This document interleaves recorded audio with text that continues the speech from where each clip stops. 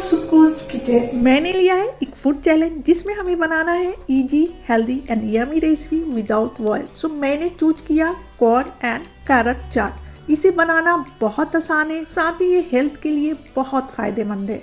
सो चलिए शुरू करते हैं कॉर्न एंड कैरेट चाट बनाना। मैंने लिया है कॉर्न एंड कैरेट को मैंने छोटे छोटे पीसेज में कट कर लिया है।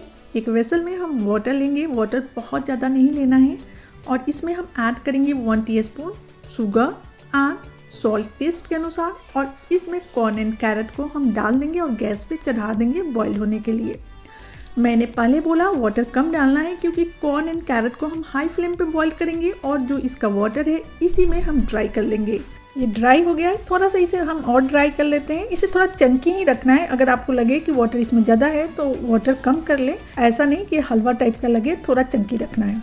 गैस को कर दिया मैंने ऑफ क्योंकि ये अच्छे से बॉईल हो गया है। इसमें ऐड करेंगे सॉल्ट टू टेस्ट, थोड़ा सा काला नमक एंड कटी हुई हरी मिर्च और धनिया पत्ता, साथ ही कुटी हुई काली मिर्च, हाफ लेमन जूस एंड थोड़ा सा हम चाट मसाला भी इसमें ऐड करेंगे और इसे अच्छे से हम मिक्स कर लेंगे। ये बहुत टेस्टी बनता एंड विदाउट ऑयल।